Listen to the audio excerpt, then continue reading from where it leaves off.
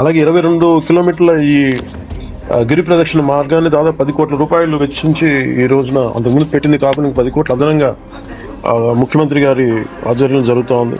అలాగే దీన్ని మొత్తం రెండు వైపు భవిష్యత్తులో బాగా చక్కగా మొక్కలు మన పచ్చదనం ఉండేలాగా మొక్కలు నాటే కార్యక్రమాన్ని కూడా శివరాత్రి బ్రహ్మోత్సవాల అనంతరం శ్రీకారం చుట్టబోతున్నాం. శ్రీకాళహస్తి గిరి ప్రదక్షిణ ద్వారా ప్రతి భక్తురాలికి కైలాసగిరి ప్రదక్షిణ చేసిన పుణ్యఫలం దక్కాలని మనస్ఫూర్తిగా ఈ సందర్భంగా నేను కోరుకుంటున్నాను. గౌరవ ప్రధానమంత్రి శ్రీ నరేంద్ర మోదీ గారి మార్గనిర్దేశకత్వంలో చంద్రబాబు నాయుడు గారి నాయకత్వంలో కూటమి ప్రభుత్వం అధికారం చేపట్టిన నాటి నుంచి ప్రతి అడుగులో కూడా మన ధర్మ పరిరక్షణకి కృషి చేస్తూ ఆలయాలకు వెళ్ళే రోడ్లను అభివృద్ధి చేస్తాం. ఇందాక మనం రామనారాయణ రెడ్డి గారు చెప్పినట్టుగా అసలు ఏజెన్సీ ప్రాంతాల్లో కూడా భక్తులు కోరుకుంటే అక్కడ ఆలయాలు నిర్మించాలని చాలా చాలా గొప్ప సంకల్పం అది. దాన్ని ముందుకు తీసుకెళ్తున్నందుకు మనస్ఫూర్తిగా మనసావాచ వారికి నేను కృతజ్ఞతలు తెలియజేసుకుంటా ఉన్నాను.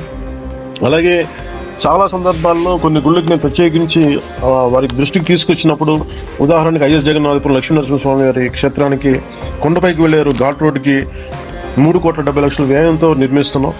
వారి సహకారం మర్చిపోలేదు. అలాగే కోటపకొండ పరిసరాల్లో కూడా రోడ్డు నిర్మాణం చేపడితే కోటపకొండ నుంచి కొత్తపాలెం గ్రామం వైపు వెళ్ళే రోడ్డుని సుమారు 4 కోట్లతో నిర్మించి ప్రజలకి అందుబాటులో తీసుకొస్తా ఉన్నాం. అలాగే వాడపల్లి 7 వారాల శ్రీ వెంకటేశ్వర స్వామి ఆలయానికి వచ్చే భక్తుల సౌకర్యార్థం గోదావరి కరకట్ట వెంబడే రోడ్డు నిర్మాణానికి 6 కోట్లు శాసకీయ నిధులని మంజూరు చేశాం. ఉపాధి హామీ పథకం, పంచాయతీరాజ్ శాసకీయ నిధులతో 40 కోట్ల పైగా వెచ్చించి సుమారు 22 ప్రధాన దేవాలయాలకి రోడ్లు వసతి కల్పిస్తున్నాం. మరి 2 చిన్న ఆలయాలకు కూడా రవాణా సౌకర్యాన్ని కూడా అభివృద్ధి చేస్తున్నాం. నూతన శ్రీకాళహస్తి ట్రస్ట్ బోర్డు ఆధ్వర్యంలో అరుణాచలం మాదిరిగా ప్రతి పౌర్ణమికి ప్రత్యేకంగా శ్రీకాళహస్తి కైలాసగిరి ప్రదక్షిణ నిర్వహించాలని